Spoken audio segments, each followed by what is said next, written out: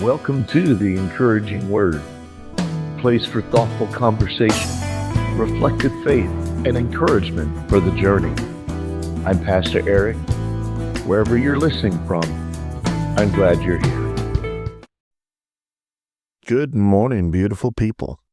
This is Pastor Eric, Associate Pastor at Lyndhurst Baptist Church on the west side of Indianapolis and Indiana State Chaplain for Broken Chains JC. And this is the Encouraging Word for today. We are continuing in our series, Blessed, Learning to Live the Life of the Kingdom. On Monday, we saw that the kingdom begins with poverty of spirit. Yesterday, we took a step further and talked about recognizing our need honestly before God. Today, we move into the next part of that journey. Today's devotion is entitled, Letting Go of Self-Sufficiency. Our scripture for today comes from John chapter 15, verse 5. I am the vine, you are the branches.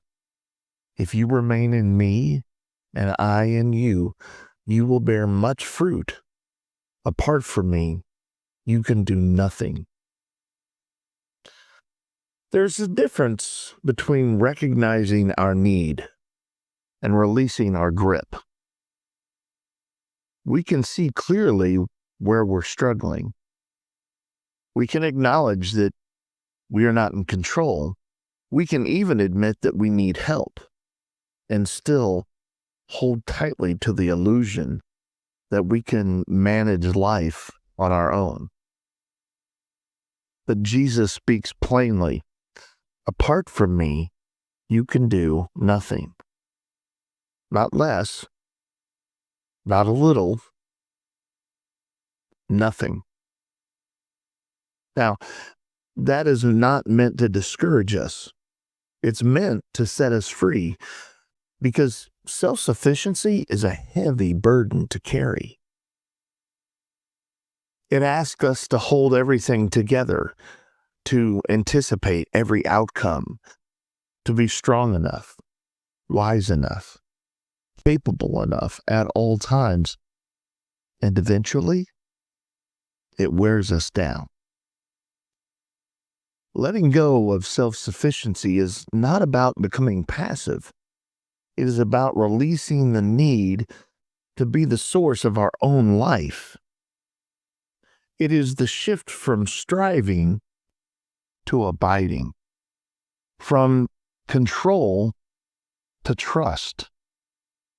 Andrew Murray once wrote, "Pride must die in you, or nothing of heaven can live in you."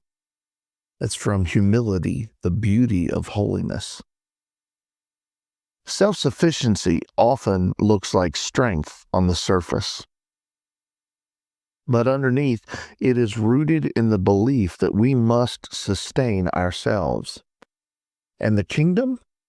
Well, the kingdom invites us into something entirely different. Not self-sustained life, but God-sustained life.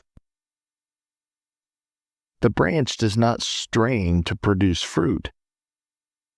It just remains connected to the vine, and life flows.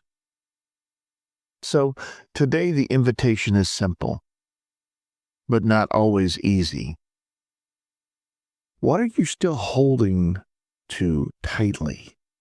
Where are you still trying to manage outcomes, control circumstances, or carry a weight that was never yours to carry? You don't have to force yourself to let go all at once, but just begin here. Name it. Loosen your grip and bring it before God. Because letting go is not losing control. It's placing your life in better hands. Receive this blessing. May you find the freedom that comes from releasing what you were never meant to hold. May you discover the quiet strength of a life rooted not in your own effort, but in God's sustaining presence. And may you learn day by day to abide in the one who gives you life. Grace and peace to you, beautiful people. Thanks for sharing this time with me. I hope these words have given you space to breathe and something steady to carry with you into the rest of your day. Until next time, grace and peace.